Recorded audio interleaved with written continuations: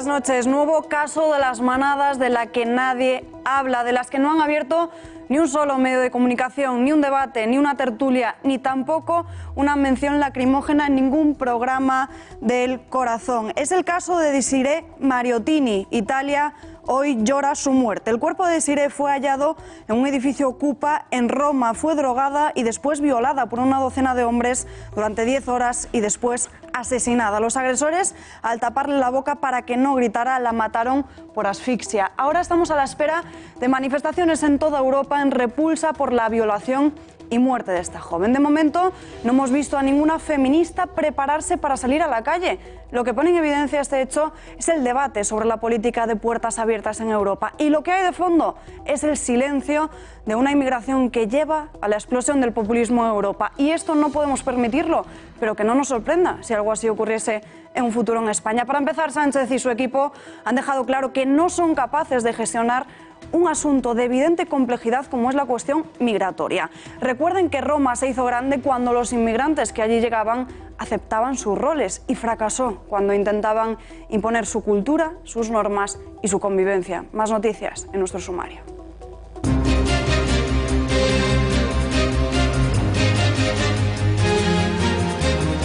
El Gobierno lo defiende, pero lo cierto es que este sondeo del CIS de José Félix Tezanos premia al Partido Socialista y castiga al PP. El Partido Popular ha pedido la comparecencia en el Senado del Gobierno. Tildan de vergüenza democrática la encuesta y también del CIS desde la llegada a la Moncloa de Pedro Sánchez.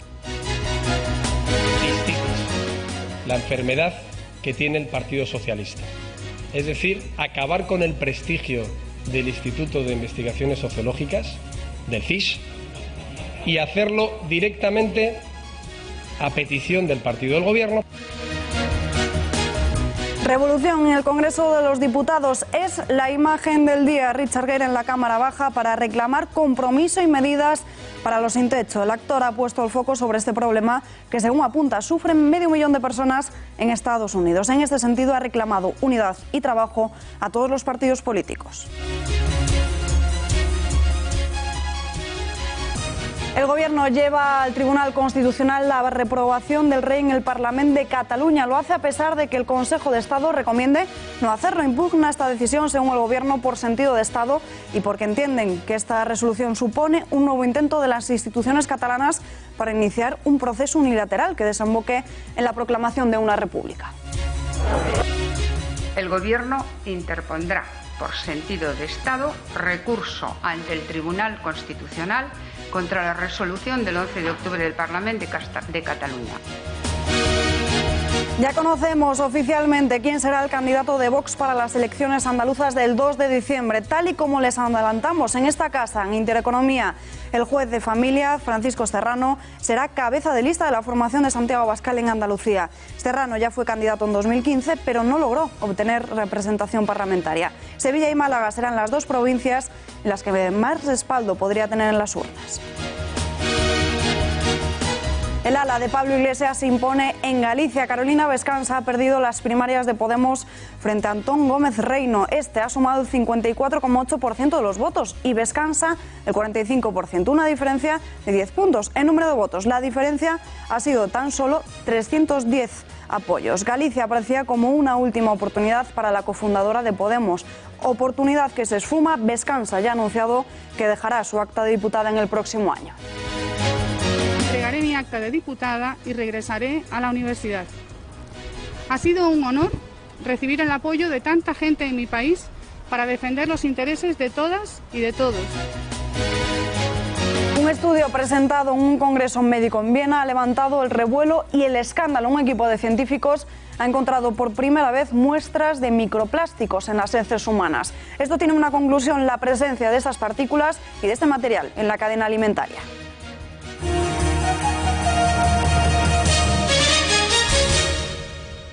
Las manadas de las que nadie habla y mucho menos en la izquierda. 2 senegaleses han sido detenidos por su presunta implicación en la violación y asesinato de una chica italiana de 16 años en Roma. Un caso que ha causado conmoción en el país. Los detenidos son 2 ciudadanos de origen senegalés de 26 y 43 años, sin documentos legales para residir en Italia y, según los investigadores, Lo hicieron junto con otras personas, exactamente 10 personas, es decir, que en total serían 12 personas las que suministraron sustancias estupefacientes a la menor, que quedó inconsciente, y abusaron sexualmente de ella, causándole la muerte en la noche del 19 de octubre. Según la policía, la joven, drogada y luego abusada sexualmente durante, atención, más de 10 horas. La muerte de Mariottini en uno de los edificios ocupados del barrio romano de San Lorenzo hizo que el ministro de Interior italiano, Matteo Salvini, anunciase el desalojo de estos centros. Italia llora hoy su muerte, pero ¿por qué esta noticia no ha abierto telediarios y ocupado portadas? Editorial con Rafa Núñez Huesca.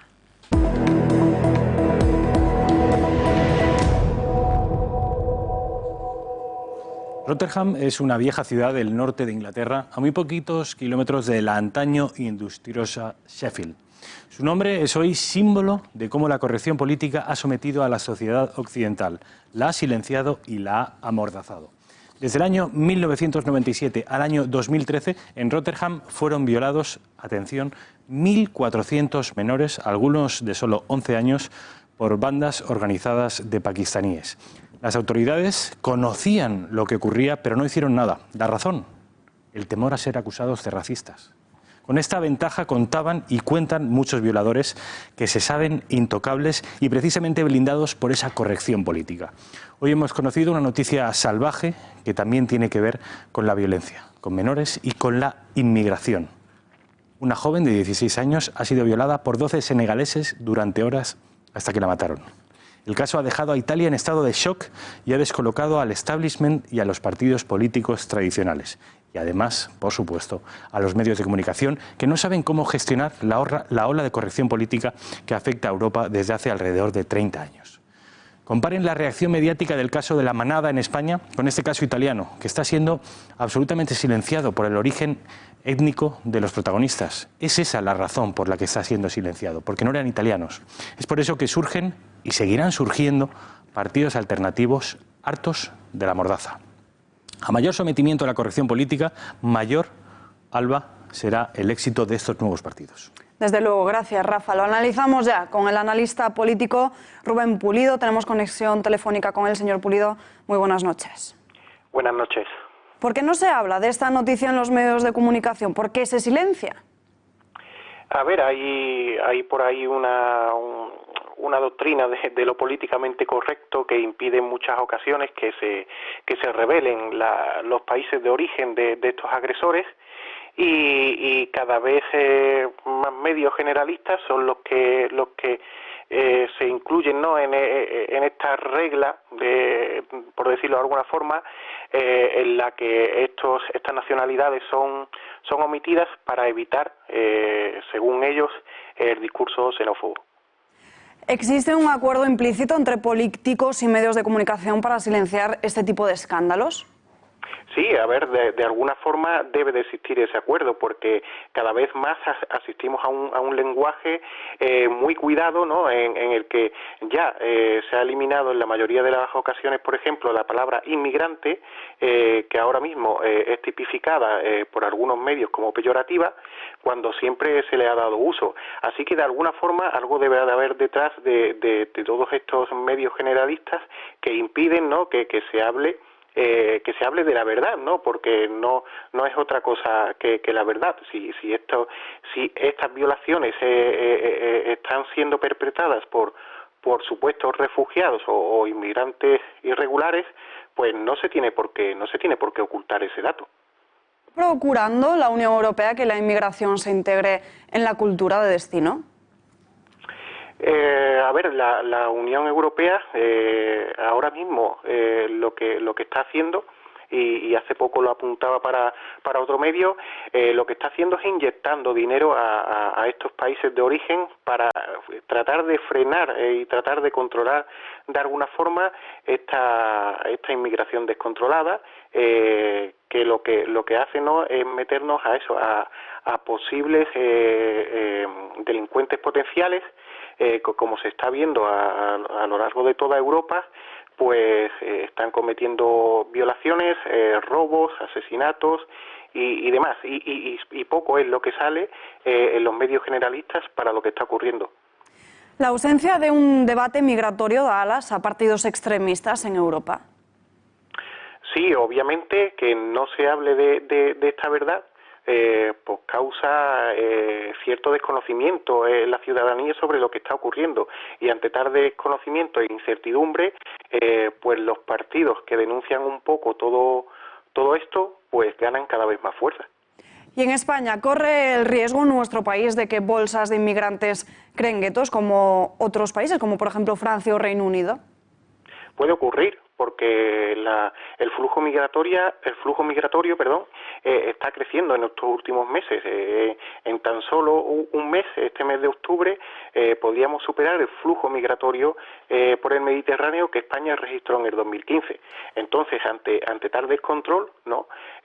Pues puede entrar de todo. En Grecia ya se están viendo las primeras manifestaciones en algunos centros de inmigrantes en favor del Daesh, ¿no? de Al-Qaeda.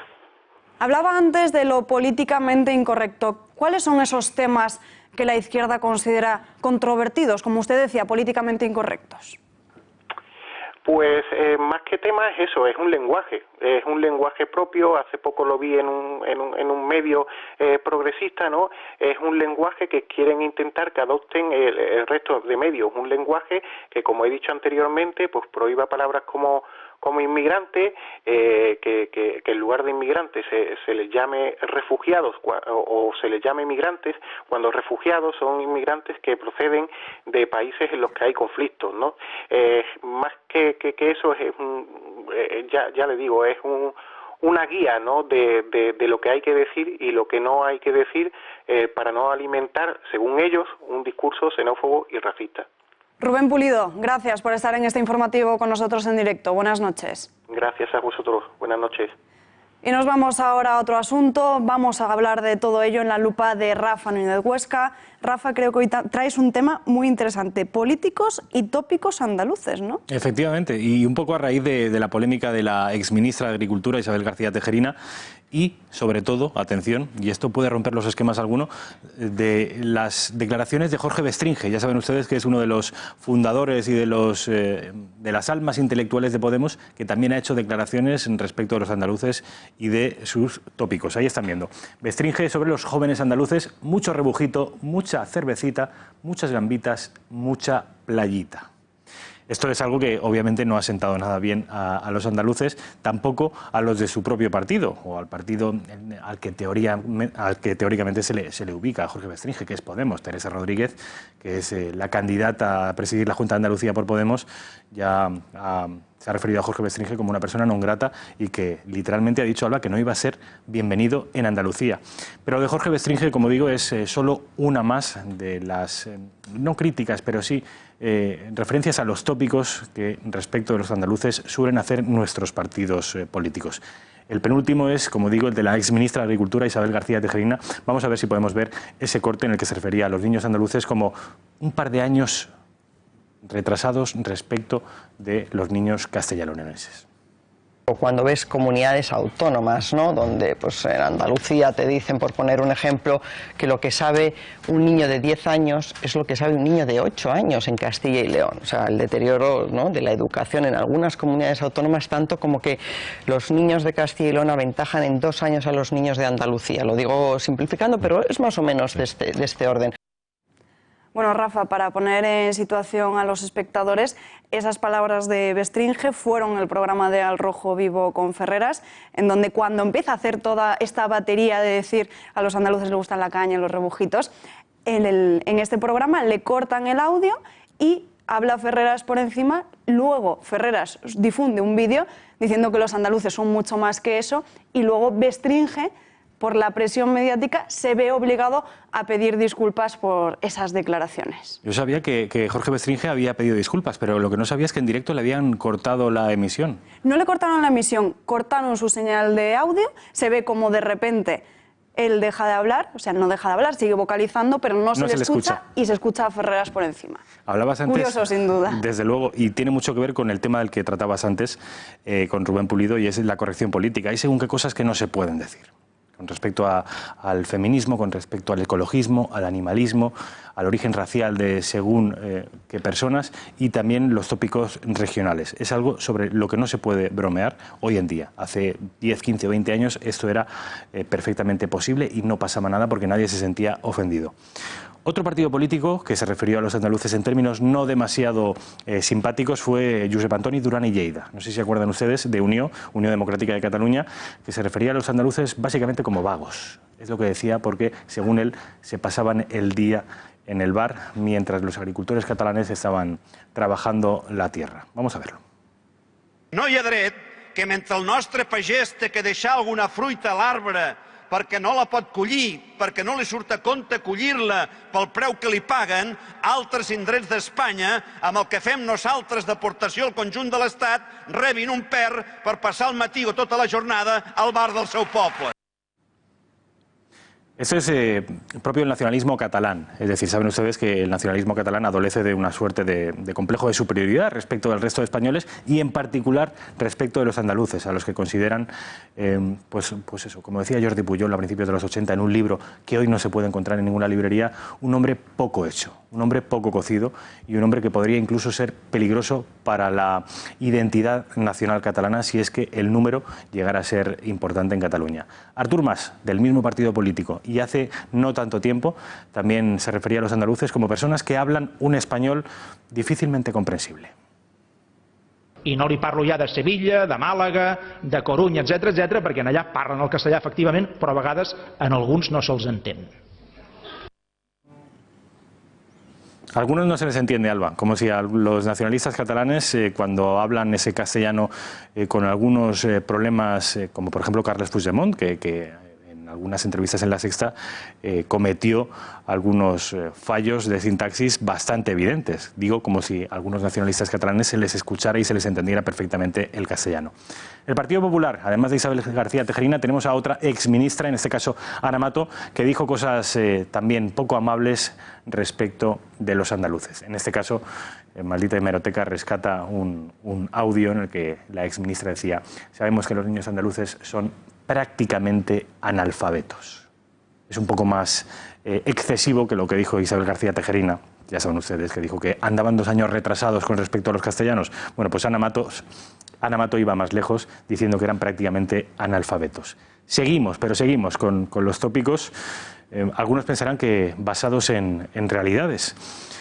Albert Rivera, en una de sus visitas a Andalucía, decía lo siguiente: vamos a enseñar a pescar en Andalucía, no a repartir pescado. Se basa, Albert Rivera, en un viejo proverbio chino según el cual es mucho más útil para una sociedad enseñar a pescar que regalar el pescado. Ese consejo se suele dar desde la superioridad moral, con un tono relativamente paternalista, y es lo que muchos entendieron que hacía Rivera, un catalán, con respecto a los andaluces. Vamos a llegar a Andalucía y en lugar de daros el pescado, como viene haciendo la Junta, vamos a enseñaros a pescar. Se supone que el que enseña está un escalón por encima que el que aprende. Y es eso lo que le echaban en cara a Albert Rivera. Y por último, otro del Partido Popular, otra en este caso, la expresidenta de la Comunidad de Madrid, Cristina Cifuentes, a la que también se la podría regañar por haberse colocado en un lugar de cierta superioridad moral con respecto de los andaluces. Juzguen ustedes. Con nuestra política fiscal hemos recaudado casi 3.000 millones de euros que nos están sirviendo para financiar los servicios básicos en aquellas comunidades donde ustedes gobiernan, como en Andalucía. Los madrileños están pagando 3.000 millones de euros para que los andaluces tengan sanidad, educación y demás. Alba, tú eres gallega. ¿A ti te molestaría algún tópico sobre los gallegos con respecto a eso de si vienen o van, que no se sabe si suben o bajan? Que somos más fríos, melancólicos, con la morriña de siempre. No, la verdad es que no. ¿No te molestaría? Yo creo que los tópicos siempre sientan mal dependiendo de cómo se digan. Y justo me has pillado porque te iba a hacer yo a ti esta pregunta para terminar esta lupa. ¿Y qué se piensa de los valencianos? ¿Qué tópicos circulan con respecto a nosotros? Pues tú me dirás que eres de Valencia. Yo creo que con respecto a los valencianos se supone que somos, y creo que lo que circula en el resto de España, gente honrada y trabajadora. Más allá de eso no sé... ¿Y la paella? También, la paella es un plato típico valenciano, pero que por extensión ya creo que se ha hecho típico de toda España. Pues Rafa, gracias. Buen fin de semana. Hasta el lunes. La tensión va en aumento. En el Partido Popular no dan crédito a que ahora el Partido Socialista intente dirigir su discurso a conquistar y encamelarse a los separatistas, apuntando a que no hay delito de rebelión. El líder de la formación, Pablo Casado, lo han marcado en una estrategia socialista que tildan de vergonzosa.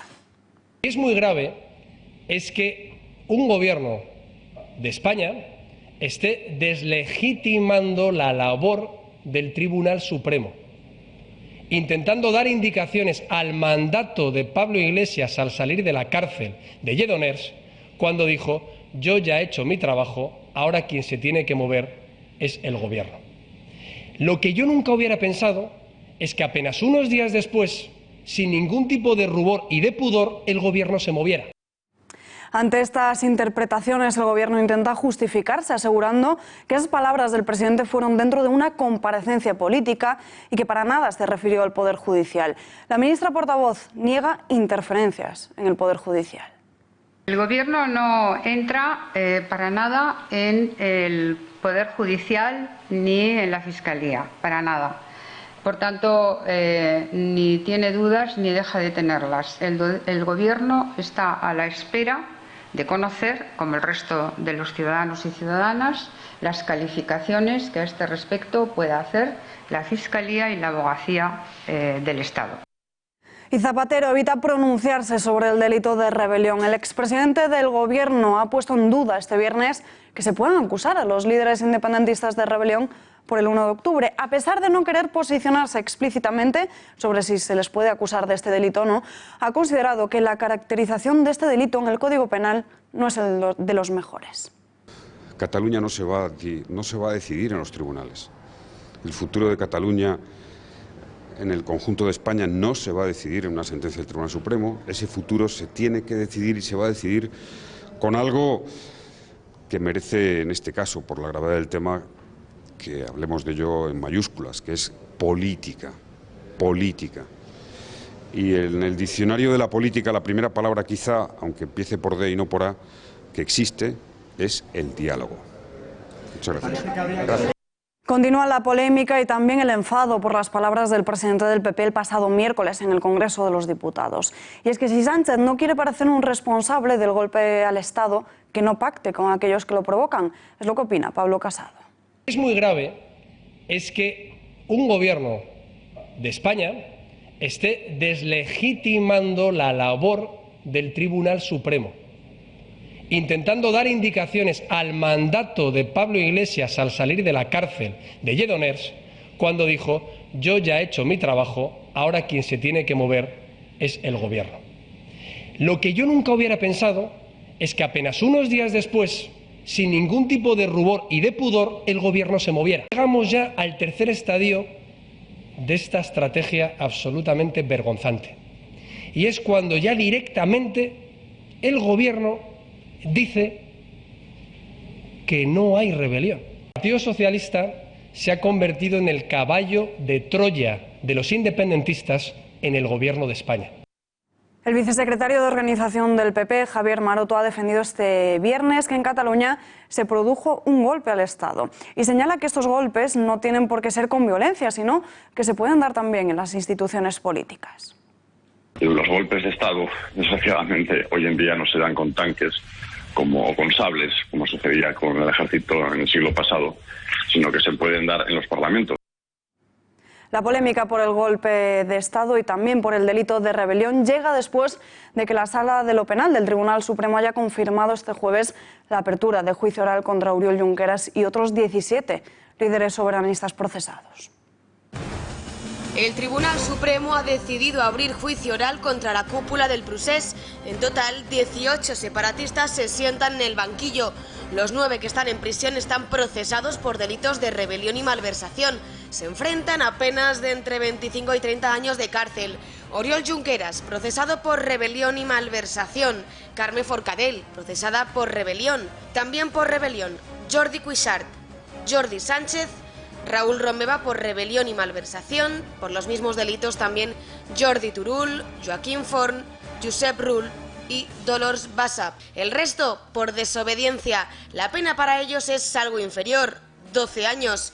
Meritxell Borràs, procesada por malversación y desobediencia, del mismo modo que Carles Mundó y Santi Vila. Desde este momento, la acusación popular, Fiscalía y Abogacía tienen 5 días para presentar el escrito que determine las peticiones de pena y delitos de los que les acusan. Pero ¿y qué va a hacer la Abogacía? ¿Pedirá penas por delitos solo de rebelión, solo de sedición, de malversación o de rebelión y de sedición juntos? Hay dudas, sobre todo después de la reacción de Pedro Sánchez. En 1994, el señor Trillo, entonces diputado del Grupo Parlamentario Popular, hizo una propuesta de modificación, una enmienda de modificación en la que decía que la rebelión, que el delito de rebelión, que es inherente a un supuesto golpe de Estado, se tiene que dar por militares o por civiles armados a la orden de militares. ¿Qué ha querido decir Sánchez con esto? Nosotros estamos trabajando en una modificación del Código Penal para adecuar el delito de rebelión a la España del siglo XXI, a la España de 2018 y ante efectivamente hechos tan inauditos como el que ha ocurrido en nuestro país durante estos últimos meses. El juicio no comenzará hasta enero, pero la pregunta es, ¿influirá en algo la postura de Sánchez, sus declaraciones en la decisión de la Abogacía del Estado? El expresidente de la Generalitat de Cataluña, Artur Mas, ha aprovechado el aniversario de la Declaración Unilateral de Independencia aprobada por el Parlament para analizar la confluencia de circunstancias que llevaron al presidente Puigdemont a optar por la vía unilateral en lugar de la convocatoria electoral durante las convulsas jornadas del 26 y 27 de octubre del pasado año. Escuchen. Ha de decidir si li convé més un govern com l'actual a Madrid o interessa més un govern entre el PP i Ciutadans amb Vox en allà tocant els nassos cada dia. El separatismo hace declaraciones ahora mucho más tibias, pero sigue en su empeño de ir contra España y contra la propia justicia. El conseller de Interior no concibe que votar en democracia sea un delito. El objetivo es de que las personas que ahora mismo están injustamente en prisión, repito, injustamente en prisión y preventiva, porque en ningún caso se han sometido a ningún juicio, son personas que lo único que hicieron fue cumplir un mandato y permitir que la gente votara. No cometieron ningún delito, solo permitieron que la gente votara. Por tanto, en una democracia real, que la gente pueda votar, yo creo que no tiene que ser ningún delito, ni de sedición ni de rebelión. Ante los rumores, Ciudadanos exigen que Sánchez saque las zarpas de la justicia. El líder de las filas naranjas ha pedido que no intente torcer las decisiones del Poder Judicial en Cataluña con presiones. Parece que está habiendo presiones por parte del Gobierno de España, del presidente del Gobierno directamente a los jueces. Hoy los jueces denuncian esa presión ante el Gobierno y es intolerable que en democracia el Gobierno intente modificar la voluntad del Poder Judicial. Por tanto, le pido a Sánchez que deje de hacer de abogado defensor de Junqueras, que pretende, en definitiva, seguir unos días más en la Moncloa a cambio de los escaños de los separatistas, haciéndole de abogado defensor, prometiendo indultos. Yo creo que ya basta de humillaciones al pueblo español. Bastante nos humillaron los golpistas como para que ahora el presidente del Gobierno actual intente cambiar el criterio de los jueces, intente minimizar las penas e intente hacer, en este caso, como digo, de abogado defensor. Así que a mí me parece intolerable esa injerencia. Le pido a Sánchez que saque las zarpas del Gobierno de la justicia, que deje que la justicia trabaje.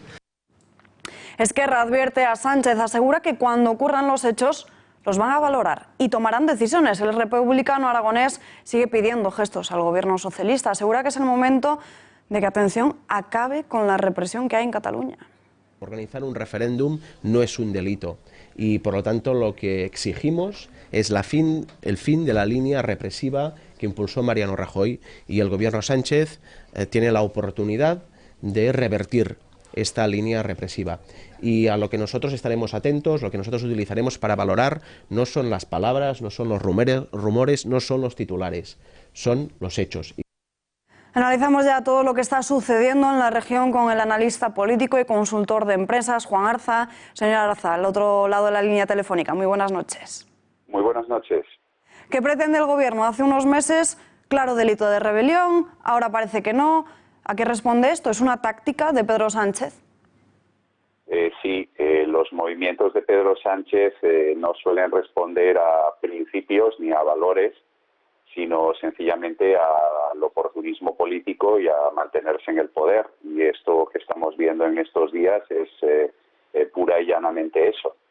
El señor Sánchez pretende mantenerse en el poder, para ello necesita el apoyo de los nacionalistas, y si hace falta contradecirse con lo que estaba diciendo hace apenas unos meses, pues lo hará y se quedará tan ancho. Hay presiones del Gobierno a la justicia, es decir, ¿podría ser que el Ejecutivo está intentando hacer cambiar el criterio? Yo creo que sí que existen esas presiones. Lo que ocurre es que son presiones más a nivel de la opinión pública, de los medios de comunicación, que no creo yo presiones reales en el sentido de amenazas o presiones de otro tipo que se estén ejerciendo sobre jueces concretos, ¿no?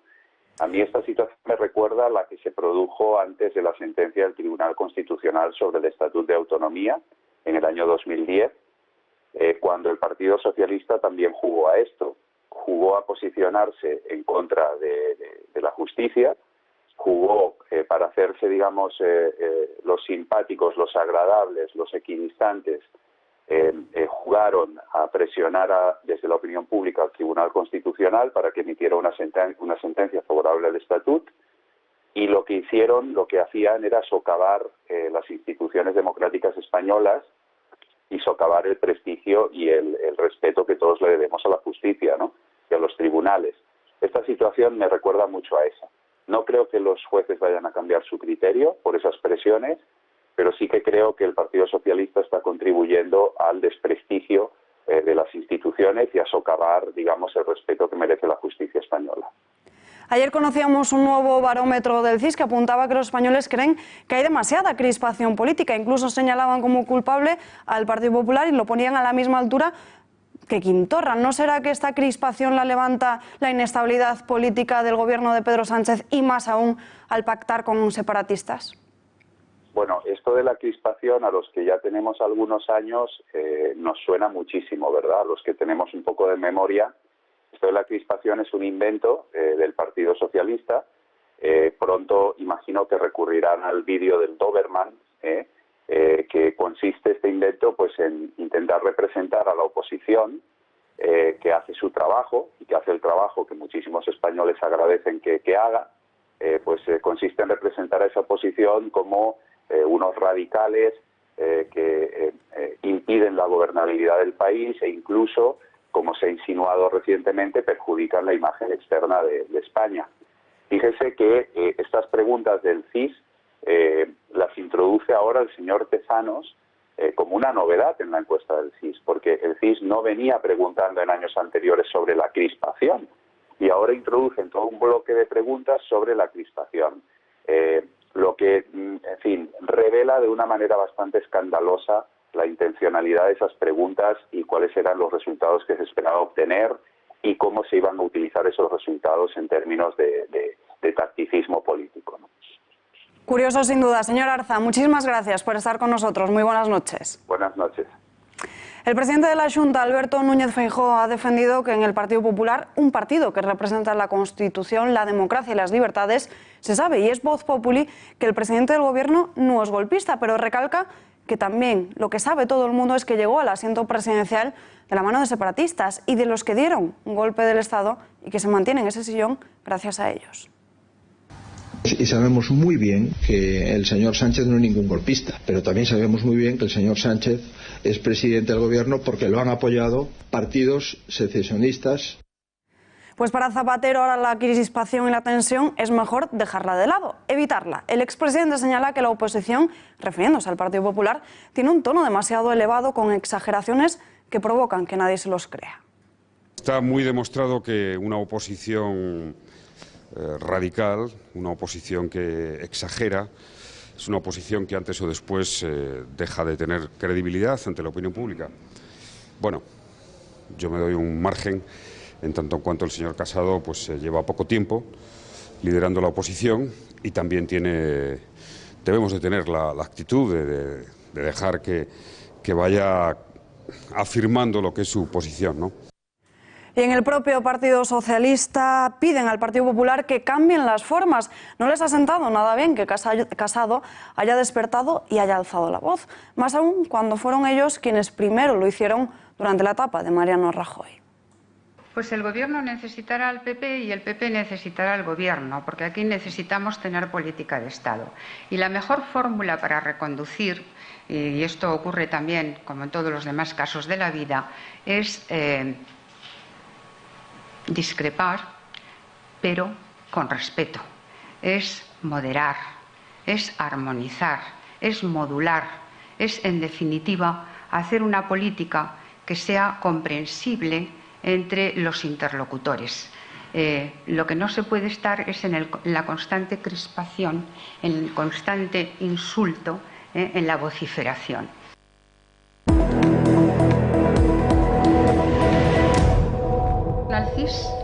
El CIS es un órgano, obviamente, muy cualificado, con muchísimo prestigio, y en este momento está dirigido por José Félix Tezanos, un sociólogo de mucho prestigio, que además dirige un grupo de expertos, un grupo muy profesional y que, por lo tanto, arroja datos estadísticos creíbles.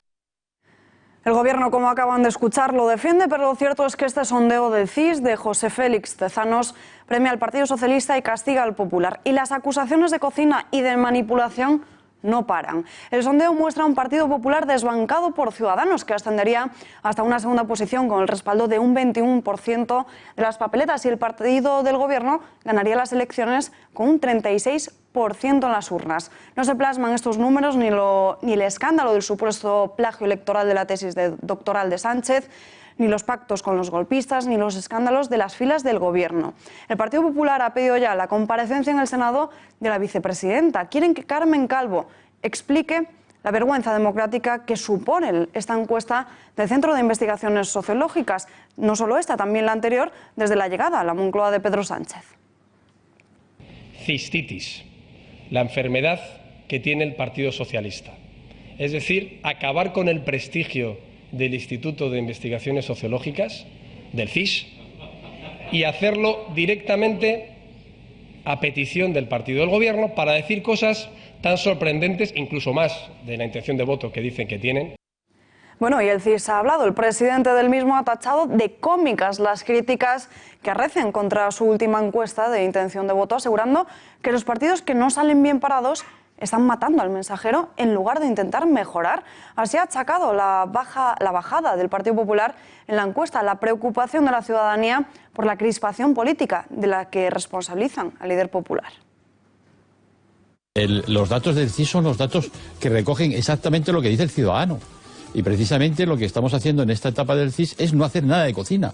Es decir, que los que hablan de hacer cocina es que lo ignoran completamente. Yo entiendo que hay una tendencia a matar al mensajero y a exculparse. Claro, el que le va mal, pues en vez de reconocer que va mal y rectificar, intentar mejorar su comportamiento político, pues lo que hace es decir, bueno, estos datos son mentiras. Bueno, pues si son mentiras, no se preocupen, que cuando haya votaciones ustedes van a tener muchísimos votos. Mi comportamiento científico ha sido siempre correcto y va a seguir siendo correcto. Yo no voy a falsificar, ni en mi vida he falsificado un dato, porque es absurdo, porque esto es engañarnos a nosotros mismos, ¿no? Y por lo tanto, digamos, no tiene que haber ninguna duda sobre eso. Yo entiendo que algunos se sientan mal porque les van mal las encuestas, pero eso es su problema, no es el problema del CIS. Bueno, el cocinero Tezano, segundo barómetro del CIS bajo el gobierno de Pedro Sánchez, en el que plasman que el Partido Socialista va al alza. Datos curiosos a la par que escandalosos. 148. Estos son los días que lleva Pedro Sánchez al frente del Gobierno. Desde entonces, y en una constante desde la llegada de Tezanos a la dirección del CIS, el PSOE sigue aumentando su estimación de voto y el PP bajando. Aunque no nos sorprende mucho, teniendo en cuenta que con este gráfico el CIS revela que el Partido Socialista es el partido más votado en todas las comunidades, salvo en el País Vasco y en Cataluña. Vaya, es curioso que en este barómetro que ha publicado hoy el CIS, el PSOE sea el partido más valorado por los ciudadanos. Y es que parece que no se han tenido en cuenta los escándalos en torno a las filas del Gobierno, ni la tesis doctoral de Sánchez, que es cuanto menos dudosa, ni la controversia por la exhumación de Franco del Valle de los Caídos, ni el escándalo reciente por la polémica ley de la eutanasia. Tampoco se han acordado o no han querido acordarse del pacto con Podemos, ni la búsqueda de apoyo de nacionalistas, separatistas y proetarras, y mucho menos las polémicas de sus miembros de su partido como Dolores Delgado, Pedro Duque o Isabel Celaá. Pero para intentar entender estos datos, hagámonos primero una pregunta. ¿Quién está al mando de estas encuestas? Porque tal vez tenga mucho que ver que estas cifras pertenecen al sondeo del dirigente socialista que Pedro Sánchez colocó al frente del CIS, José Félix Tezanos, que premia al PSOE y castiga al Partido Popular. Y una vez más, esto no lo digo yo, lo dicen los propios números que publican los socialistas. Además, también en esta última encuesta del CIS se valora la crispación política que se vive hoy en España. Pues bien, estén muy atentos a las cifras. Para la mayoría de los ciudadanos hay demasiada crispación política y el CIS o Tezanos, o Pedro Sánchez directamente culpa a Pablo Casado de ser el máximo responsable de este problema. Curiosamente, le conceden un porcentaje muy inferior al expresidente de la Generalitat, Carles Puigdemont, fugado de la justicia desde que declarase la independencia en Cataluña, o Quim Torra, quien pasea la misma hoja de ruta separatista que su antecesor. Es decir, que Pedro Sánchez achaca muchos de sus problemas al Partido Popular y lo pone incluso al nivel del separatismo. ¿No será, señor presidente, que la crispación se genera con la inestabilidad a la que nos tienen acostumbrados en su gobierno? Mucha cocina con el fuego muy alto, o eso parece, pero ¿y los ciudadanos? ¿Se creen este barómetro? Las cámaras de este informativo han salido a las calles a preguntárselo. Personalmente no, porque hay una manipulación desde que nombraron a Tezanos como director general. La justicia es igual para todos y los datos son iguales para todos. No me la creo. No, yo no me creo ninguna encuesta de nadie, porque casi todos los que hacen las encuestas pues están soportados por alguien que tiene interés. Pero que no me la creo también. No me la creo. Sí, claro. Sobre todo por las nuevas medidas del PSOE, yo creo que genial. Bueno, nunca se sabe, luego de las elecciones sale otra cosa. Pues yo creo que arroja datos y tiene, puede ser proporcional, sí. No creo que haya tanta diferencia entre PP y PSOE. Y me parece que esto es una manipulación de las muchísimas que hay para crear ambiente antes de las elecciones. Pienso que está manipulada. Todas las encuestas del CIS se cocinan. Como ven, pese a que hay disparidad de opiniones, la mayoría de los ciudadanos no se creen la última encuesta del CIS, que otorgaría a Pedro Sánchez ganador de las próximas elecciones generales.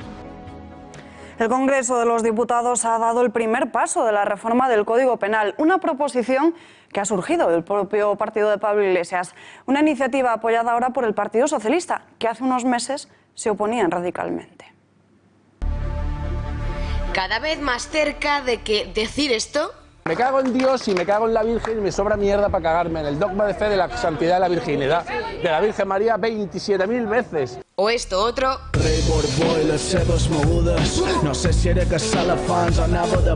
No tenga ningún tipo de condena. Unidos Podemos ha conseguido que su iniciativa de protección de la libertad de expresión pase el primer trámite parlamentario gracias al apoyo de las fuerzas nacionalistas e independentistas junto al PSOE.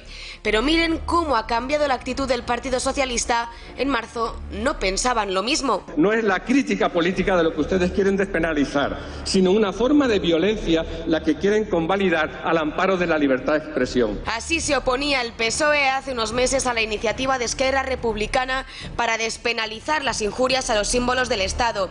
Y 7 meses más tarde han votado a favor de iniciar los trabajos para modificar el Código Penal en esta dirección. Se trata de reformar el Código Penal para despenalizar las ofensas a la religión, las injurias al rey o derogar el delito de enaltecimiento del terrorismo. Necesitan fundamentalmente asociar nuestras propuestas a la violencia, a los muertos. También cambios en la denominada ley Mordaza, donde habrá más garantías sobre el derecho de manifestación y de libertad de expresión, así como del derecho de reunión sin necesidad de comunicación previa. ¿Y cómo va a afectar esto a los policías? El acuerdo dice que la identificación de los agentes debe ser visible en todo momento, que la identificación en comisaría, cuando no sea posible acreditarla de forma física, sea excepcional y por un tiempo máximo de 2 horas. También que los cacheos corporales solo se puedan realizar cuando existan indicios concretos y comprobables y nunca con desnudo total o parcial de la persona. Parece que vamos a poder ver sin que pase nada a la señora Maestrea saltando capillas, a Willy Toledo faltando en sus declaraciones y de fondo escuchar unos malos versos del rapero Valtonyc. Más asuntos, caos y lío judicial por la sentencia del Supremo sobre quién debe pagar el impuesto de escrituras. No lo sabremos hasta el día 5 de noviembre y muchos tribunales se ven paralizados en esta materia. Además, se ha archivado la querella que presentó Podemos contra Díez Picazo. Y es que las filas moradas se equivocaron de sala al presentarlo. La Sala de lo Penal ha rechazado esta querella interpuesta por el grupo por prevaricación contra el presidente de la Sala Tercera del Alto Tribunal por paralizar la aplicación del cambio de jurisprudencia sobre quién debe pagar este impuesto. Se declaran no competentes y dejan la puerta abierta a que la formación de Iglesias interponga esta querella ante el tribunal que sí verdaderamente le corresponde. Tiempo para hablar más en profundidad este sábado en el especial informativo Sentencias Movedizas con Xavier Orcajo. Tenemos conexión en directo con él. Xavier, muy buenas noches. Buenas noches, Alba. Bueno, Xavier, como decíamos, líos y caos judicial con los giros del Supremo en torno a la sentencia de este impuesto. Pues sí, un lío atómico, lo nunca visto en el Tribunal Supremo, que gozaba de un enorme prestigio y solvencia en la sociedad española y que ha hecho lamentablemente un ridículo inimaginable. Alguien dice que la banca tiene poderes telúricos como para obligar a los magistrados a vaciar de contenido esas sentencias que giran en torno al impuesto sobre actos jurídicos documentados, y así el obligado tributario que tiene que liquidar ese impuesto es el que pide y el que recibe la hipoteca, o es el banco, que es el beneficiario de la documentación del crédito, que por eso pagas el impuesto. El impuesto, que hay que decir que es la parte mayor de los gastos que van pegados a pedir y obtener una hipoteca en el mercado, y que puede producir un enorme problema para la banca española. Se calcula que están perdiendo por hora 54 millones de euros y el impacto, ya veremos cómo es esta sentencia, no lo sabremos hasta el día 5 de noviembre o posteriores, pero la reunión es por la tarde, el 5 de noviembre. Veremos qué dicen los señores magistrados, esta vez ya definitivamente, si echan para atrás o siguen con el criterio que ya defienden 3 sentencias de ese mismo Tribunal Supremo. ¿Qué te parece el movimiento de los separatistas que se han intentado aprovechar de ello? Dicen que si el Supremo cambia de opinión es un asunto que no le cuesta nada hacerlo sobre la acusación que recae sobre los golpistas. Bueno, pues en primer lugar yo creo que el Supremo no va a cambiar de criterio, lo va a temperar, lo va a modular o lo va a compartir, no lo sé, pero que se me hace muy difícil creer que el Tribunal Supremo desacredite a su sala de lo contencioso administrativo en el criterio ya tomado, que es que los bancos deben hacerse cargo de ese impuesto. Tal vez el Supremo sugiera que en una parte unos y otros, no lo sé.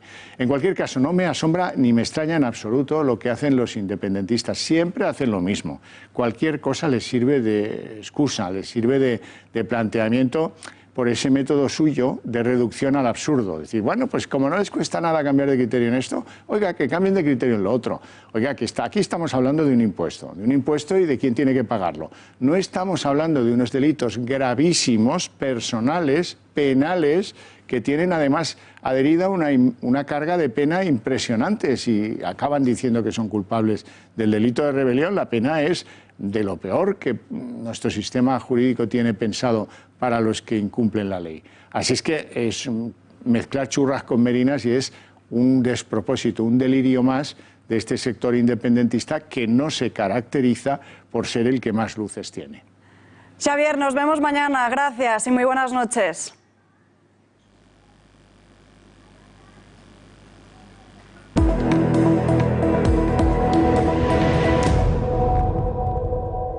Y para terminar el viernes cambiamos de asunto y nos vamos a la sección de tendencias. Elisa García Falla, un viernes más. Muy buenas noches. Buenas noches, Alba. Hoy en la sección de tendencias no vamos a hablar de ropa, sino que vamos a hablar de maquillaje.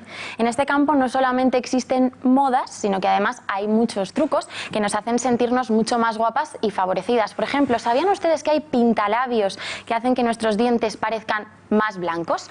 En realidad lo que ocurre es que hay pintalabios que hacen que nuestros dientes parezcan más amarillos. Se debe al subtono de nuestros pintalabios. Los colores cálidos tienen partículas amarillas que hacen que nuestros dientes se resalte el color amarillo de esto. Sin embargo, los colores más fríos que se encuentran en el polo opuesto de la rueda de color hacen que se resalten los tonos más blancos de nuestros dientes. Por eso este otoño e invierno les aconsejamos que se decanten por los tonos granates y los tonos más oscuros, los marrones, por ejemplo, para lucir una estupenda sonrisa de Hollywood. Y para otro consejito así rápido, Alba, un consejo muy importante es que utilicemos labiales que no tengan mucho contenido en aceites.